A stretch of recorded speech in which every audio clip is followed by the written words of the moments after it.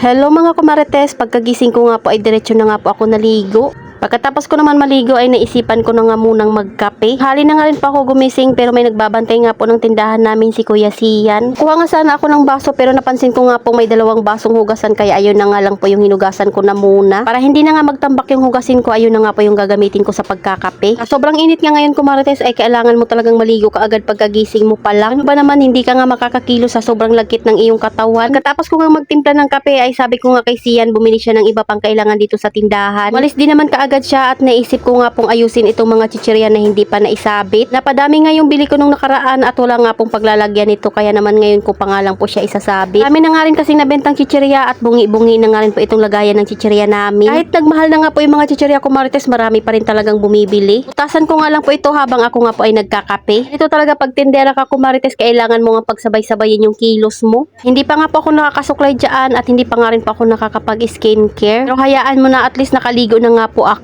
Laking bagay din talaga yung tubo ng sigarilyo namin kumarites dahil itong chichirya nga po namin ay galing nga po ito sa tubo ng sigarilyo. Mula nga po nung December ay nakahiwalay na nga po talaga yung tubo ng sigarilyo namin. Nga po nang nakalagay sa ref at itong mga chichirya ay tubo lang nga po ito. Dati nga po ay madalas akong naubusan ng mga chichirya at mga soft drinks sa ref, ngayon nga po ay hindi na. Hindi ko nga po ito ginagalaw. Ganon na nga rin po doon sa alak namin ay benta nga po iyon ng yelo. Wala din kasing bisyo si Jowa kumarites kaya naman talaga naiipon namin yung tubo nito. Kahit papaano nga ay nadadagdagan na nga po yung alkansya namin na bariya. Dahil nung mga nakaraan nga po ay nababawasan namin iyon. Pero ang mahalaga nga po ay may napagkukunan tayo pag may kailangan natin ng budget. Hindi naman talaga lagi tayong may pera kumarites. San din talaga ay nauubusan tayo ng pang budget natin. So ayan, patapos na nga rin po ako mag-display ng chichirya kumarites. Tingnan nyo naman at napuno na naman nga po itong aming displayhan. Bigop nga lang po ako ng kaunting kape dahil lumamig na naman talaga itong kape sa dami ng ginawa ko. Sa sobrang init nga ngayon kumarites, naisipan ko na naman nga pong basain yung harap ng tindahan namin or bahay. Dahil hindi pa naman nasisikatan ng araw yung aming halaman, naiisip ko na nga rin pong diligan na muna. Itong itsura nga po ng tindahan namin kumarites, marami nga pong nagtataka kung bakit nakaluhod or nakaupo nga po kami pag meron nga pong bumibili. Mataas talaga itong bahay namin kumarites dahil ito nga po yung pinakabubong namin dati. Ang pinataas ko talaga dahil alam nyo na may phobia nga rin po talaga ako sa baha. Dahil dati sa sobrang baba nga po ng bahay namin ay talaga naman lagi kaming binabaha. Nagpagawa nga po kami ng bahay, sabi ko nga kay Jowa ay taasan na namin. At least kung magtaas nga po yung kalsada sa labas ay hindi nga po masyado matabunan itong bahay namin. Kung mapapansin nyo nga kumarites ay may dalawang step pa nga po iyan bago nga po sa kalsada. Makakaintindi at makakarelate nga lang sa akin na yung bahay na binabaha kahit kaunting ulan lang. Kaya sinigurado ko talaga na itong design ng bahay namin ay mataas nga po sa kalsada. Hirap din kasi talaga pag nagpagawa nga kami ng bahay tapos sa susunod ay kailangan mo na namang taasan. Alam nyo naman pag bahain madalas talagang tumataas yung kalsada. Dati ay natutulog nga po kami na yung ilalim nga po ng higaan namin ay puro tubig. Kami na nga rin pong nasayang na gamit dahil nababasa nga po iyon ng baha. So, ayun lang muna kumarites. Salamat sa panonood. Follow for more. God bless us. At sana i-share nyo na nga rin po itong aking video.